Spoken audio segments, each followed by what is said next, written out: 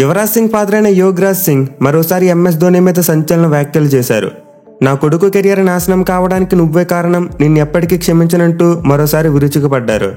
So Yograj Singh లాంటి comments చేయడం కొత్తేమీ కాదు.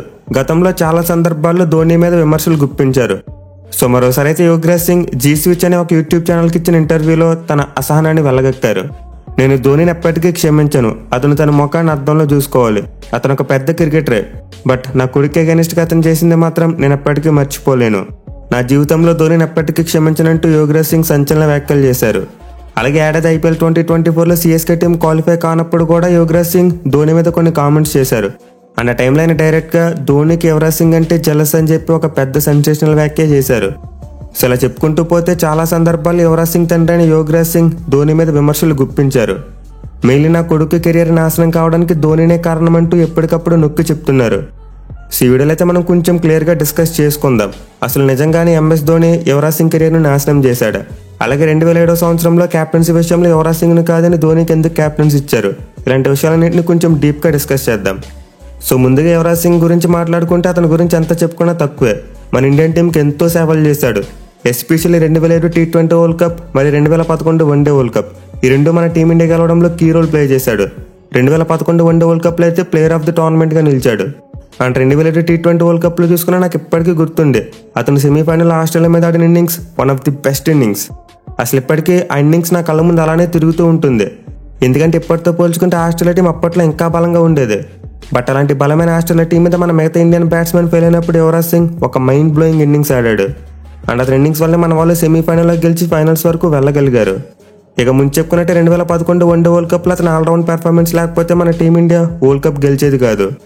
సో యాజ్ ఆల్రౌండర్గా యువరాజ్ సింగ్ మన టీమిండియాకి ఎన్నో అద్భుతమైన సేవలు అందించాడు. మరి అలాంటి గొప్ప క్రికెటర్ కెరియర్ను ధోని ఎందుకు నాశనం చేస్తాడు? సో యాక్చువల్గా ఏం జరిగిందంటే 2011 వన్డే వరల్డ్ కప్ తర్వాత యువరాజ్ సింగ్ ఫామ్ డిప్ అయింది. అతను కన్సిస్టెంట్గా పెర్ఫామ్ చేయలేకపోయాడు. అండ్ దీనికి ఆబ్వియస్ రీజన్ తనకు వచ్చిన క్యాన్సర్ అనే వ్యాధి.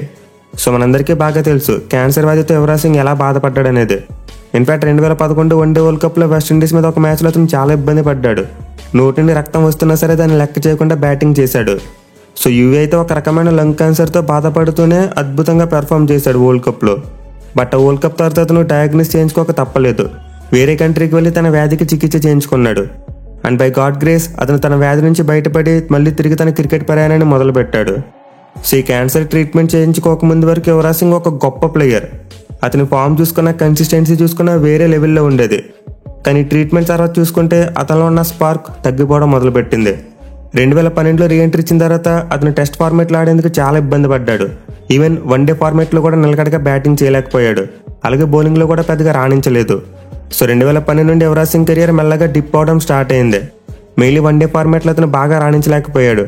2012 మరియు 2013 సీజన్లో 19 మ్యాచ్లు ఆడితే 278 పరుగులు మాత్రమే చేశాడు. అంటే యావరేజ్ కేవలం 19 మాత్రమే ఉంది.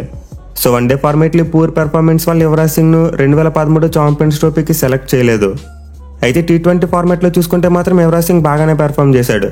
మెయిన్లీ మిగతా రెండు ఫార్మాట్స్లో బాల్తో పెద్దగా రాణించలేకపోయినప్పటికీ T20 ఫార్మాట్లో మాత్రం బ్యాట్తోనే కాకుండా బాల్తో కూడా అద్భుతంగా రాణించాడు. సో అతను 2012 మరియు 2013 సీజన్లో 11 మ్యాచ్ల్లోనే 300 కంటే ఎక్కువ పరుగులు చేశాడు. అలాగే బౌలింగ్లో చూసుకున్న 15 వికెట్లు పడగొట్టాడు. అండ్ దీనివల్లే అతనికి 2012 T20 వరల్డ్ కప్లో చోటు దక్కింది. అలాగే తర్వాత 2014 T20 వరల్డ్ కప్లో కూడా యువరాజ్ సింగ్ ఆడించారు. సో క్యాన్సర్ ట్రీట్మెంట్ అయ్యాక కంబ్యాక్ చేసిన తర్వాత యువరాజ్ సింగ్ లాంగర్ ఫార్మాట్స్ ఆడేందుకు చాలా ఇబ్బంది పడ్డాడు. మెయిన్లీ తన హెల్త్ ఇష్యూస్ కావచ్చు, లేకపోతే ఇంకేదైనా కావచ్చు, కేవలం షార్ట్ ఫార్మాట్లో మాత్రమే బాగా పెర్ఫామ్ చేయగలిగాడు. ఇక వీడితో Yuvraj Singh 2014 T20 world cup ఫైనల్లో ఒక మ్యాచ్ లూజింగ్ నాక్ ఆడాడు. శ్రీలంక టీం మీద 21 బంతుల్లో కేవలం 11 పరుగులు మాత్రమే చేసి మన టీమిండియాకు మంచి ఫినిషింగ్ టచ్ ఇవ్వలేకపోయాడు. సో ఇన్నింగ్స్ తర్వాత యువీకి కొంతవరకు అవకాశాలు తగ్గిపోయాయి. బట్ అతను డొమెస్టిక్ సర్క్యూట్లోకి వెళ్ళి మళ్ళీ బాగా రాణించడం మొదలుపెట్టి టీమిండియాలో చోటు దక్కించుకున్నాడు. అయితే అగైన్ అది T20 ఫార్మాట్ వరకు మాత్రమే. 2016లో అతనికి T20 వరల్డ్ కప్లో ఆడేందుకు మరి ఆపర్చునిటీ దొరికింది. బట్ అన్లక్కీలీ వెస్టిండీస్తో జరిగిన సెమీఫైనల్కి ముందు అతను ఇంజరీ అయి రూల్డ్ అవుట్ అయిపోయాడు. సో 2013లో పూర్ పెర్ఫార్మెన్స్ తర్వాత వన్డేలో ఇంకా యువరాజ్ సింగ్కి చోటు దక్కలేదు మళ్ళీ 2016 వరకు. కానీ T20 ఫార్మాట్లో మాత్రం అతను వరుసగా 3 వరల్డ్ కప్స్లో ఆడాడు. అయితే మళ్ళీ ఇంజరీ నుంచి కోలుకున్న యువరాజ్ సింగ్ ఆ తర్వాత డొమెస్టిక్లో వన్డే ఫార్మాట్లో కూడా బాగా ఆడడం మొదలుపెట్టాడు. దీంతో అతనికి మళ్ళీ మన టీమిండియా వన్డే టీంలో చోటు దక్కింది. అండ్ ఆల్సో 2017 ఛాంపియన్స్ ట్రోఫీలో కూడా అతను ఉన్నాడు. ఈవెన్ తర్వాత కూడా వన్డే ఫార్మాట్లో కొన్ని మ్యాచ్లు ఆడాడు. బట్ అతని ఫామ్ ఎక్కడ కూడా పైకి వెళ్ళినట్టు కనిపించలేదు. కేవలం ఒక ఇంగ్లాండ్ టీం మీద మాత్రమే 150 రన్స్ కొట్టాడు. ఆ ఒక్క ఇన్నింగ్స్ తప్పితే యువరాజ్ సింగ్ కెరియర్ గ్రాఫ్ ఎక్కడ కూడా పైకి వెళ్ళలేకపోయింది. అట్ ది సేమ్ టైం ఆ పాయింట్ ఆఫ్ టైంలో కేఎల్ రాహుల్ మరియు కేదార్ జాదవ్ లాంటి ప్లేయర్స్ లైమ్ లైట్లోకి వచ్చారు. అలాగే అంబట్ రాయుడు కూడా నెంబర్ 4 స్పాట్కు గట్టి కాంపిటీషన్ ఇచ్చాడు. ఈవెన్ శ్రేయస్ అయ్యర్ మరియు మనీష్ పాండే లాంటి వాళ్ళు కూడా టైంలో మిడిల్ ఆర్డర్లో చాలా గట్టి కాంపిటీషన్ ఇచ్చారు యూవీకి. సో వీటన్నింటి వల్ల యువరాజ్ సింగ్ మన టీమిండియాలో చోటు కోల్పోవాల్సి వచ్చింది. అండ్ అతను 37 ఏళ్ల వయసు ఉన్నప్పుడు 2017 సంవత్సరంలోనే రిటైర్మెంట్ కూడా ప్రకటించాడు. సో నాకు తెలిసి ఇక్కడ ధోని యువరాజ్ సింగ్ కెరియర్ను నాశనం చేసింది ఏమీ లేదు. యువరాజ్ సింగ్ యొక్క ఫామ్ డిప్ అవడం అలాగే నిలకడగా రాణించలేకపోవడం వల్ల టీంలో చోటు కోల్పోయాడు. At the same time youngsters బాగా రాణించడంతో యూవీని పక్కన పెట్టాల్సి వచ్చింది. సో క్యాన్సర్ ట్రీట్మెంట్ తర్వాత మళ్ళీ యువరాజ్ సింగ్ మునుపటి యువరాజ్ సింగ్లా కనిపించలేదు. తనలో ఉన్న స్పార్క్ చాలా వరకు తగ్గిపోయింది. అంతేగాని ధోని యువరాజ్ సింగ్ అవకాశాలు ఇవ్వకుండా అతని కెరీర్ను నాశనం చేశాడని చెప్పడానికి ఎక్కడా ప్రూఫ్ లేదు. సో క్యాన్సర్ నుంచి తిరిగి వచ్చిన తర్వాత కూడా యువరాజ్ సింగ్కి చాలా ఆపర్చునిటీస్ వచ్చాయి. ఇన్ఫాక్ట్ మన టీమిండియా తరపున మొత్తం 68 మ్యాచ్లు ఆడాడు 3 ఫార్మాట్స్లో కలిపి. బట్ 28 మ్యాచ్లో అతని పెర్ఫార్మెన్స్ చూసుకుంటే మాత్రం అంత చెప్పుకోదగ్గ రేంజ్లో లేదు. యావరేజ్ 26 ఉంది. అలాగే వికెట్లు కూడా కేవలం 22 మాత్రమే తీశాడు. అదే క్యాన్సర్ ట్రీట్మెంట్ చేయించుకోకముందు అతని పెర్ఫార్మెన్స్ చూసుకుంటే బ్యాటింగ్ యావరేజ్ 37 వరకు ఉండేది. అలాగే బౌలింగ్లో కూడా చాలా రెగ్యులర్గా వికెట్లు తీస్తూ మ్యాచ్ విన్నింగ్ పెర్ఫార్మెన్స్లు ఇచ్చాడు. సో మీకు ఇంకా సింపుల్గా చెప్పాలంటే యువరాజ్ సింగ్ 2011 వరకు చూసుకుంటే మొత్తం తన కెరియర్లో 16 సెంచరీలు కొట్టాడు. కానీ తర్వాత 6 ఏళ్లలో చూసుకుంటే అతను కొట్టింది కేవలం 1 సెంచరీ మాత్రమే. సో యువరాజ్ సింగ్ కెరియర్ తొందరగా ముగిసిపోవడానికి కారణం ధోని కాదు, తన ఓన్ పెర్ఫార్మెన్సే. ఇన్ఫాక్ట్ మనం తనని కూడా బ్లేమ్ చేయకూడదు. తనకు వచ్చిన క్యాన్సర్ కారణంగానే అతని బ్యాటింగ్ ఫామ్ డిప్ అయింది. లేకపోతే యువరాజ్ సింగ్ తన కెరీర్ అండేసరికి కపిల్ దేవ్లో మరో గొప్ప ఆల్రౌండర్గా మిగిలిపోయేవాడు. ఇక క్యాప్టెన్సీ విషయంలో చూసుకున్న చాలా మంది ధోనిని క్రిటిసైజ్ చేస్తారు. యువరాజ్ సింగ్కి రావాల్సిన క్యాప్టెన్సీ ధోని లాగేసుకున్నాడని చెప్పి. సో యాక్చువల్గా చూసుకుంటే 2020 T20 వరల్డ్ కప్ కోసం యువరాజ్ సింగ్ని క్యాప్టెన్గా పెడతారని చెప్పి అందరూ ఎక్స్పెక్ట్ చేశారు. ఇన్ఫాక్ట్ యువరాజ్ సింగ్ కూడా అది అనుకున్నాడని చెప్పి ఒక ఇంటర్వ్యూలో చెప్పాడు. బట్ ఆ టైంలో సర్ప్రైజింగ్లీ బీసీసీఐ యువరాజ్ సింగ్ని కాదని ధోనికి క్యాప్టెన్స్ అప్పగించారు. అండ్ దీనివల్ల కూడా తన కొడుక్కి తగినంత గుర్తింపు రాలేదని చెప్పి యువరాజ్ సింగ్ చాలాసార్లు విమర్శలు చేశారు. బట్ ఇనివి అక్కడ జరిగింది ఏంటంటే 2007 వన్డే వరల్డ్ కప్లో మన టీమిండియా ఘోరంగా ఓడిపోయింది. బంగ్లాదేశ్ చేతిలో ఓడిపోయి లీగ్ స్టేజ్లోనే మన వాళ్ళు ఇంటికి వచ్చేశారు.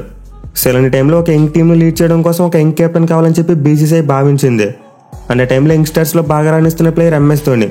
అసలు ఎవరు ఎక్స్పెక్ట్ చేయని విధంగా బ్యాటింగ్తో పాటు వికెట్ కీపింగ్లో కూడా అద్భుతంగా రాణించాడు. మెయిన్లీ వన్డే ఫార్మాట్లో చాలా తక్కువ టైంలోనే నెంబర్ 1 ర్యాంక్ వెళ్ళిపోయాడు. పైగా బీసీసీఐ క్యాప్టెన్ ఎవరిని పెట్టాలని చెప్పి సచిన్ టెండూల్కర్ని అడిగిందంట. అండ్ ఆ టైంలో సచిన్ టెండూల్కర్ ధోనిని రికమెండ్ చేశాడు. ఎందుకంటే ధోనిలో సచిన్ గొప్ప లీడర్షిప్ క్వాలిటీస్ చూశాడు.